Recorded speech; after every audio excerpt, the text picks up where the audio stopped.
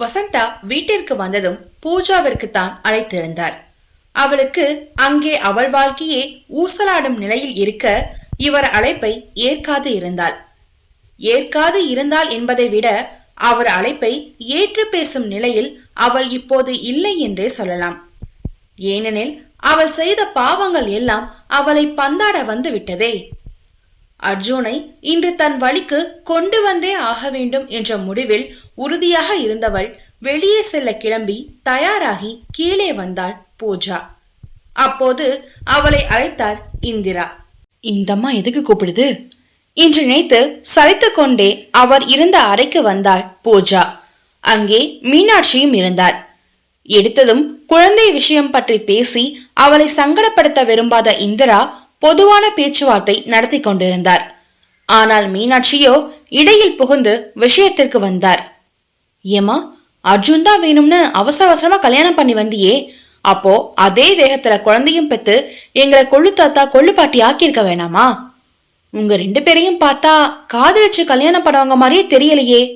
நிஜமாவே நீங்க லவ் தான் பண்ணீங்களா? கேட்டே விட்டார் மீனாட்சி. அதில் திக்கென்றானது பூஜாவிற்கு. அம்மா, இது என்ன பேச்சு? தடுத்தார் இந்திரா. நீ அமைதியா இருந்தோ, நான் சரியாதான் கேக்குறேன். நீ சொல்லுமா பேத்தி, உங்களுக்குள்ள எல்லாம் சரியாதானே நடக்குது? ஒரு தடவை டாக்டர் கிட்ட கூட போயிட்டு வந்தீங்களே, அந்த பிரச்சனையெல்லாம் சரியாயிடுச்சுதானே என மீனாட்சி கேட்கவும் அன்றைய நாளின் நினைவிற்கு சென்றாள் பூஜா. அவர்கள் கல்யாணம் செய்து 1 வருடம் ஆகியும் அர்ஜுன் பூஜா மேல் ஈர்ப்பு இல்லாதே இருந்தான். அதனால் குழந்தையை வைத்தாவது தன் வாழ்வை தக்க வைத்துக் கொள்ள வேண்டும் என்ற எண்ணம் அவளது. ஆனால் எங்கே, அது மட்டும் நடக்கவே இல்லை. வீட்டினரை பொறுத்தவரை அவர்கள் காதலித்து மனம் முடித்தவர்கள். அதனால் எல்லாமே சுமூகமாக இருக்கும் என்ற நம்பிக்கையில் இருந்தனர். ஆனால் அவனை நெருங்கவே முடியவில்லை அவளால். அதனால் பூஜா கொடுத்த யோசனைதான் இது. அர்ஜுன், நமக்கு கல்யாணம் ஆகி 1 வருஷம் ஆகுது, ஆனா இன்னும் நீங்க தள்ளியே தான் இருக்கீங்க. வீட்டுல எல்லாரும் குழந்தைய கேட்டு என்னதான் நச்சரிக்கிறாங்க. நான் என்னதான் பண்றது? இப்படியே இருந்தா சரி வராது. நாம இதுக்கான டாக்டர் பார்ப்போம். அந்த விஷயத்துல ஈடுபாடே வராம இருந்தா மனசுலதான் பிரச்சனையா இருக்கும். நாம ஜஸ்ட் கவுன்சிலிங் மாதிரி போகலாம் என ஐடியா கொடுத்திருந்தாள் பூஜா. அர்ஜுனுக்கும் அது சரி என்றே பட்டது. ஆனால் வீட்டினரிடம் கவுன்சிலிங் என்றெல்லாம் அவள் சொல்லவில்லை. அவர்களுக்குள் எதுவுமே இல்லை என்று தெரிந்துவிடக்கூடாது அல்லவா? அதனால் குழந்தை பிறப்பு தாமதம் ஆகுவதற்கு என்ன காரணம் என்று அறிய மருத்துவமனைக்கு செல்வதாக கூறிவிட்டார். கவுன்சிலிங் சென்ற இடத்தில் எடுத்த எல்லா உடல் தேர்வுகளிலும் இருவருமே உடல் அளவில் ஆரோக்கியமாகத்தான் உள்ளனர் என்று வந்தது. ஆனால் அர்ஜுனின் வேலைப்பளு மற்றும் அழுத்தம் காரணமாக ஹார்மோன் சமநிலையற்று காணப்படுவதாக டாக்டர் கூறினார். அதை மட்டும் சரி செய்தால் போதும் என்று முடிவு சொல்லியிருந்தார். ஆனால் இன்று வரை அது நீள்கிறதே. இதை எண்ணி ஏக்க பெருமூச்சு வெளியானது அவள் இதழ்களில். என்னடிமா, நான் கேட்டுட்டே இருக்கேன், நீ அமைதியாவே நிக்கிற. சொல்லு, எல்லாம் சரியாதானே இருக்கு என அழுத்தி கேட்டார் மீனாட்சி. என்னத்த நான் சொல்ல, உங்க பேரன் நான் கிட்ட போனாலே விலகி ஓடுறாரு. இதுல காலையில நெருங்கி போனதுக்கே அங்க சைந்தவி வந்ததும் அவ பாத்துட்டான்னு என்ன திட்டிட்டு போறாரு. நீங்களே சொல்லுங்க, இது நியாயமா? நான் என்ன வீதியில நின்னா கட்டிப்பிடிச்சேன்? சைந்தவி இங்க இருக்கிறனால எங்க பிரைவசியும் மிஸ் ஆகுது. அவளும் வயசு பொண்ணு, அவளுக்கு இதெல்லாம் பார்த்து சகிச்சுட்டு இருக்கணும்னு என்ன அவசியம் இருக்கு சொல்லுங்க? அவ இருக்கனாலேயே இவரும் வெளியில என்கிட்ட சிரிச்சு கூட பேச மாட்டேங்கிறாரு என குற்றப்பத்திரிகை வாசித்தாள் விஷமி அவள். அர்ஜுன் என்னமோ இவளிடம் தினமும் கொஞ்சி சிரித்தவன் மாதிரியும் இப்போது சைந்தவி வந்ததினால்தான் அதற்கு தடங்கள் என்பது போல கதை கட்டினாள் பூஜா. உங்க விஷயத்துல எதுக்கு இப்ப சைந்தவி எழுக்கிற? அவ இங்க இருக்கிறதுனால உனக்குதான் பிரச்சனை மாதிரி பேசுற. அவளே இத்தனை வருஷம் கழிச்சு இப்பதான் வந்திருக்கா, அது உனக்கு பொறுக்கல? திட்டி விட்டார் மீனாட்சி. பூஜா, சைந்தவி வச்சு உன் லைஃப் இல்ல, சோ தேவையில்லாம பேச வேணாம். நான் அர்ஜுன் கிட்டையும் பேசுறேன், நீ போ என அனுப்பிவிட்டார் இந்திரா. அதானே, அவதானே உங்களுக்கு வசதி. நான் அடுத்த வீட்டு பொண்ணுதானே, என்னையத்தான் அனுசரிச்சு போக சொல்லுவீங்க என வாதம் செய்தாள் பூஜா. என்ன பேச்சு இது பூஜா? நான் சரியாத்தான் பேசுறேன். ஏற்கனவே உங்களுக்கு சைந்தவி தான் அர்ஜுனுக்கு கட்டி வைக்கணும்னு எண்ணம் இருந்துச்சு. அத நீங்க அவகிட்ட கூட சின்னதுல சொல்லியிருக்கீங்க. இப்ப இன்னும் அவளுக்கு கல்யாணம் ஆகல. அவ என் அர்ஜுனை பாக்குற பார்வையும் சரியில்லை. ஒருவேளை இன்னும் அவளுக்கு ஆசை இருக்கோ என்னவோ. இது என் வாழ்க்கை, இத நான் தானே காப்பாத்தி ஆகணும். என் புருஷனும் அவளை கண்டாலே என்ன தள்ளி நிறுத்துறாரு. இத உங்ககிட்ட சொன்னா என்னதான் திட்டுறீங்க. ஒரு நாள் நான் சொன்னதுதான் சரின்னு தெரிய வரும். அப்ப இருக்கு உங்களுக்கு. குழந்தை என்னால மட்டும் உருவாகுது, உங்க மகன்கிட்டையும் சொல்லி வைங்க என ஒரே போடாக போட்டு விட்டு அங்கிருந்து கிளம்பி விட்டாள் பூஜா. எப்படியோ சைந்தவி மேல் இருந்த பயத்தை வன்மமாய் மாற்றி கொட்டி சென்றாள் அவள். அவள் பேச்சில் அதுவும் தெரிந்தனர் இந்திராவும் மீனாட்சியும். என்னம்மா இந்த பொண்ணு இப்படிலாம் தப்பா பேசுது? இந்த பொண்ண எப்படி நம்ம அர்ஜுன் காதலிச்சான்? என்னால நம்பவே முடியல அயர்ந்து சொன்னார் மீனாட்சி. காதலுக்கு கண்ணிலன்னு இதுக்குதான் சொல்லி இருப்பாங்க போல இருக்குமா. என்னவோ இனி மாத்தவா முடியும். இவள அர்ஜுன்ட்ட பேசிக்கலாம்.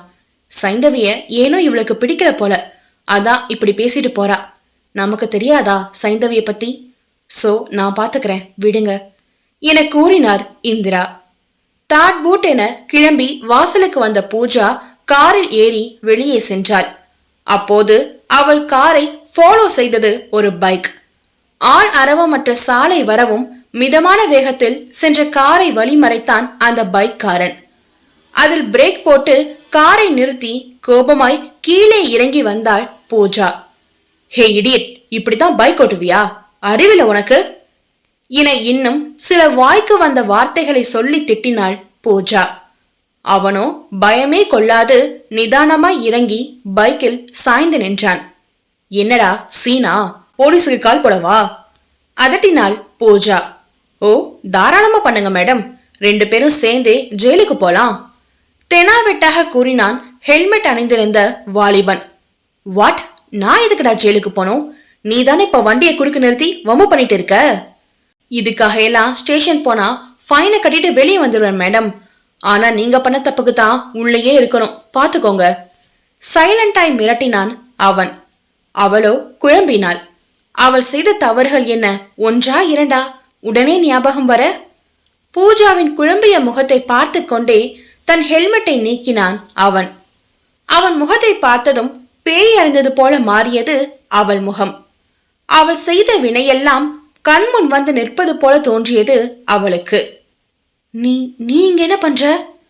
இவ்வளவு நேரம் துள்ளியவள் இப்போது சற்று தாழ்ந்த குரலில் பேசினாள் பூஜா. அவன் வேறு யாரும் அல்ல, சைந்தவியின் மொபைலை ஹேக் செய்து அதில் உள்ள தகவலை எல்லாம் திருடி இவளிடம் தருவதற்கு பூஜா அன்று வைத்த ஆள்தான் இவன். பெயர் ராகேஷ். அன்றே முடியாது என்று சொன்னவனுக்கு அதிக பணம் கொடுத்து ஆசை காட்டி வேலை வாங்கிவிட்டாள். இதோ உழைக்காமலே அதிக பணம் தந்த ஆசையோ விடாது இன்றும் அதே வழியில் பணம் பறிக்க ஆசைப்பட்டு இவள் முன் வந்து நிற்கின்றான். என்ன பண்றது மேடம், நீங்க கொடுத்த அளவுக்கு பணம் வெளியில வேற எந்த வேலைக்கு போனாலும் கிடைக்க மாட்டேங்குது. வர காசெல்லாம் ஒரு மாசத்துக்கே பத்தாம கடன் வாங்கி செலவு பண்ணி வாழ்க்கையை ஓட்ட வேண்டியதா இருக்கு. உழைத்து வாழ்வதை சிரமம் என்று பேசிக்கொண்டு இருந்தான் ராகேஷ். அதுக்கு நான் என்ன பண்ண முடியும்? நீ எனக்கு செஞ்சு கொடுத்த வேலைக்கு காசு கொடுத்துட்டேன், அதோட நம்ம கான்டாக்ட் முடிஞ்சது. ஒழுங்கா கிளம்புற வழிய பாரு. கிளம்புறதா? பணம் கொடுங்க, நான் போயிட்டே இருக்கேன். நான் ஹெல்ப் பண்ணதாலதான் இப்ப காரு பங்களா வீடுன்னு ஜாலியா இருக்கீங்க. நான் மட்டும் கஷ்டப்பட்டு வாழ்க்கையை ஓட்டணுமா? நெல்லுக்கு பாயிற நீர் கொஞ்சம் புல்லுக்கும் பாயிருது தப்பில்லையே. அது போல என் வாழ்க்கைய நிம்மதியா நகர்த்த எனக்கு பணம் வேணும். அதை கொடுங்க, நான் அமைதியா போயிடுறேன். தத்துவம் பேசினான் உழைக்க விரும்பாத தத்தி அவன். அவன் பேசியதில் ஆத்திரம் வந்தது பூஜாவிற்கு. அதெல்லாம் முடியாது, உன் இஷ்டத்துக்கெல்லாம் என்னால பணம் தர முடியாது. என்கிட்ட இதெல்லாம் ட்ரை பண்ணாத, அதுக்கு அடங்கி போற ஆள் நான் இல்ல சவடால் பேசினாள் பூஜா. ஓஹோ அப்படியா மேடம், சரி, நானும் நமக்கு தெரிஞ்ச மேடம் ஆச்சேன்னு அடக்கி வசிச்சேன். இனி அது தேவையில்லை. என்னடா பண்ணுவ? அச்சோ, நான் என்ன மேடம் உங்களை பண்ண முடியும்? ஆனா இந்த போன் பண்ணுமே, இதுல இருக்கு பாருங்க பிளே பட்டன், இதை தட்டி விட்டா போதும், உங்க டோட்டல் லக்ஸுரி லைஃபே க்ளோஸ். செக் வைத்தான் அவன். பூலோகமே சுழல்வது போல இருந்தது வஞ்சி அவளுக்கு. ஏய் என்ன இது, பணத்தை பிடுங்கிறதுக்கு என்னை ஏமாத்த பாக்குறியா? உள்ளே பயம் இருந்தும் வெளியே தைரியமாக தன்னை காட்டிக் கொண்டாள் பூஜா. ஏமாத்துறதுல நீங்க தான் மேடம் கில்லாடி. நான் எல்லாம் இப்பதான் உங்க வழியவே ஃபாலோ பண்ண ஸ்டார்ட் பண்ணியிருக்கேன். அதனால நான் கேட்கிற பணத்தை கொடுங்க என கராராக கூறினான் அவன். உன்னெல்லாம் மதிச்சு நின்று பேசுறதே பெருசு, இதுல பணம் வேற தரணுமா? உன்னால முடிஞ்சதை பண்ணிக்கோ, குட் பை என திமிராய் சொல்லி தன் காரை நோக்கி நடந்தாள் பூஜா. அவளின் திமிரான பேச்சில் கடுப்பாகி தன் கையில் இருந்த போனில் உள்ள வீடியோவை பிளே செய்தான் ராகேஷ். அன்று பூஜா அவனிடம் உதவிக்கு வந்து நின்றது முதல் அவன் வேலையை முடித்து கொடுத்து பணம் வாங்கியது வரை என முழு தகவலும் அந்த வீடியோவில் இருந்தது. பூஜாவிற்கு இதயமே நின்றுவிட்ட உணர்வு. காதில் விழுந்த ஆடியோவை கேட்டதும் உடல் முழுவதும் கிடுகிடுவென நடுங்க தொடங்கிவிட்டது அவளுக்கு. வேகமாக அவன் அருகில் வந்து அந்த மொபைலை பறிக்க முயற்சி செய்தாள் பூஜா. ராகேஷோ, எதுக்கு மேடம் வீணா ட்ரை பண்றீங்க? இந்த மொபைல் வேணுமா? இந்தாங்க பிடிங்க. என்கிட்ட இந்த வீடியோட காப்பீஸ் நிறைய இருக்கு. சோ இதை நீங்க அழிச்சாலும் ப்ராப்ளம் எனக்கு இல்ல, உங்களுக்கு தான். சாதாரணமாய் கூறியே அவள் சோழியை முடித்தான் அவன். ராகேஷ், என்ன ஃப்ராடு வேலை இது? இதுக்கு இதெல்லாம் ரெக்கார்ட் பண்ணி வச்சிருக்க? உன்னை நம்பிதானே நான் இந்த வேலையை கொடுத்தேன். ஆனா நீயே இப்படி பண்றியே. பிளீஸ் இதெல்லாம் டெலீட் பண்ணிடு. நான் ரொம்ப கஷ்டப்பட்டு இந்த லைஃப்குள்ள வந்திருக்கேன், இதுக்கு எடுத்துடாத.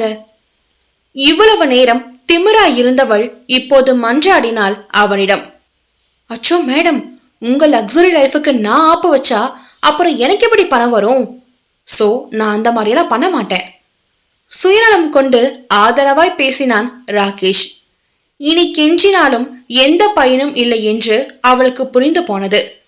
தன் பேக்கை திறந்து அதில் இருந்த செக் புக்கை எடுத்து 1 லட்சத்திற்கு செக் எழுதினாள் பூஜா. இந்தா, இதுல 1 லேக் அமௌண்ட் எழுதியிருக்கேன். இப்பவே என் கூட நீ வந்து உன்கிட்ட இருக்க எல்லா ஆதாரத்தையும் என் கண்ணு முன்னாடியே டெலிட் பண்ற. காசோலையை நீட்டி சொன்னாள் பூஜா. அதை வாங்கி பத்திரமாய் பாக்கெட்டில் வைத்தவன், இது ஜஸ்ட் அட்வான்ஸ் அமௌண்ட் தான் மேடம். இந்த ராகேஷுக்கு இந்த கேஷ் எல்லாம் பத்தாது, எனக்கு 1 கோடி வேணும் என சொல்லி அவள் தலையில் பெரிய குண்டை தூக்கி போட்டான் அவன். வாட், 1 கோடியா? என்கிட்ட அவ்வளோ பணம் எல்லாம் இல்ல. வேணும்னா இன்னும் ஒரு 2 லட்சம் சேர்த்து செக் போட்டு தரேன். அதுக்கு மேல என்னால முடியாது. பயத்தில் தொண்டை தன்னை வற்றி போக உரைத்தாள் பூஜா. உடனே தர வேணாம் மேடம், 1 வாரம் டைம் எடுத்துக்கோங்க. அதுக்கு மேல என்னால வெயிட் பண்ண முடியாது. நீங்க ஏதாச்சும் எனக்கு எதிரா பண்ண பார்த்தா இந்த வீடியோ உங்க வீட்டுல இருக்க எல்லாருக்கும் போட்டு காட்டுவேன். எல்லா சோசியல் மீடியாலையும் போட்டு உங்க ஃபேமிலிய டேக் பண்ணி விடுவேன். அவள் தப்பிக்க முடியாதபடி வளைத்து விட்டான் ராகேஷ். பூஜாவிற்கு அடிமேல் அடி விழுந்து கொண்டே இருக்கிறது அவள் வாழ்வில். அவளுக்கு ஒத்துக்கொள்வதை தவிர வேறு வழியே இல்லை. இவள் செய்த விஷயம் மட்டும் வீட்டிற்கு தெரிந்தால் அவள் கதி அதோ கதிதான் என அவளே அறிவாள். பிளீஸ் அந்த மாதிரியெல்லாம் எதுவும் பண்ணிடாத. நான் கண்டிப்பா பணத்தை ரெடி பண்ண பாக்குறேன். கையெடுத்து கும்பிட்டு கெஞ்சினாள் பூஜா. 1 வாரம் டைம் மேடம், அப்பப்ப காலும் பண்ணி ஞாபகப்படுத்துவேன். பணத்தோட ரெடியா இருங்க என சொல்லிவிட்டு வண்டியை எடுத்துக்கொண்டு கிளம்பினான் ராகேஷ். பூஜாவிற்கு பயத்தில் தலை கிறுகிறுவென சுத்தியது. தள்ளாடி காருக்குள் ஏறி அமர்ந்தவள் தலையை பிடித்தபடி அமர்ந்திருந்தாள். ராகேஷ் தன்னை மிரட்டியதை நினைக்க நினைக்க ஆத்திரம் வந்தது பூஜாவிற்கு. கோவத்தில் ஸ்டியரிங்கை குத்தினாள் அவள். முடிந்தது என்று அவள் கடந்து வந்த விஷயம் இப்போது மீண்டும் உருப்பெற்று அவளை காலச்சக்கரத்தில் சுழட்டி அடிக்கிறதே. ஒரு பக்கம் சைந்தவியின் வருகை, அதோடு சேர்த்து இந்த வீடியோ பிரச்சனை, அதுவும் சைந்தவிக்கு சாதகமான வீடியோ. ஒருவேளை வீடியோ வெளியாகி வீட்டிற்கு தெரிந்துவிட்டால் அவள் கஷ்டப்பட்டு சைந்தவியை அர்ஜுன் வாழ்வில் இருந்து வெளியேற்றியது அனைத்தும் வீணாகிவிடுமே. ஏனெனில் அவள் வாழ்க்கையை தக்க வைக்க அவளுக்கென்று எந்த ஒரு பிடிப்பும் இல்லை, குழந்தையும் இல்லை. அர்ஜுன் அவளிடம் நெருங்கியும் வாழவில்லை. அர்ஜுன் இன்னும் சைந்தவியின் காதலனாக மட்டுமே இருக்கின்றான். கல்யாணம் ஆகியும் பூஜாவிற்கான தனிப்பட்ட காதலோ நேசமோ அவனுள் துளிர்விடவில்லை என்று பூஜாவே அறிவாள். நிச்சயம் 1 கோடி உடனே தன் கைக்கு வருவது எல்லாம் கடினம். அதோடு இனியும் காதல் கத்திரிக்காய் என்று காத்திருப்பதும் வீண். குழந்தையின் வரவு மட்டுமே அர்ஜுனோடு தன் வாழ்வை தக்க வைக்க உதவும் பெரும் காரணி என முடிவு செய்தாள் பூஜா. ஒருவேளை இந்த வீட்டை விட்டே செல்லும் நிலை வந்தாலும் இந்த குழந்தையின் உரிமை வைத்து உள்ளே வந்துவிடலாம் என்று குரூரமாக யோசித்தாள் பூஜா. ஆக அவள் வாழ்வை தக்க வைக்க குழந்தையும் ஒரு காரணி மட்டுமே. என்ன ஒரு அற்ப பிறவி இவள்! அவனாக அவளோடு இணைவது நடக்காத ஒன்று. எனவே அதை நடத்தி காட்ட மருந்தின் உதவியை நாட முடிவெடுத்து விட்டாள் பூஜா. தீர்க்கமாய் முடிவெடுத்த பின் காரை இயக்கி போக வேண்டிய இடத்தை நோக்கி வண்டியை செலுத்தினாள் பூஜா. சூரியன் அந்தியை சரணடையும் அழகான மாலை பொழுது அது. சைந்தவி கல்லூரி முடிந்து வெளியே நடந்து வந்தாள். அவளின் ஸ்கூட்டி வேறு இல்லாது போனதால் பேருந்து நிறுத்தத்தை நோக்கி நடந்தது அவள் கால்கள். அவள் வழியை மறைத்து வந்து நின்றது அவளின் ஸ்கூட்டி. ஓட்டி வந்ததோ திமிர் அரசியின் காதலன் அர்ஜுன். அவளின் உஷ்ண பார்வையில் குளிர் காய்ந்தான் அர்ஜுன். யார் உங்களை ஏன் வண்டிய மெக்கானிக் ஷாப்ல இருந்து எடுத்து வர சொன்னது? ஏண்டி, உதவி செஞ்ச மனுஷனுக்கு இதான் நீ கொடுக்கிற மரியாதையா? நான் உன்கிட்ட உதவின்னு கேட்டேனா? நீ கேட்டுதான் நான் செய்யணுமா? அவளின் கருவிலையோடு காதல் பேசியது அவன் மனது. அது வார்த்தையிலும் வெளிப்பட்டு விட்டது. அவளின் கருவிலையோ அலைப்புறுகிறது ஆனவனின் ஆழ்ந்த பார்வையில். நகருங்க முதல. அவனின் கேள்விக்கு பதில் பேசி இந்த உரையாடலை வளர்க்க விரும்பாது வண்டியை கைப்பற்றினாள் சைந்தவி. இதுவரை பூஜாவை அழைத்து வரக்கூட அர்ஜுன் இப்படி வேலையெல்லாம் விட்டு வந்ததில்லை. அது அவன் புத்திக்கே உரைக்கிறது.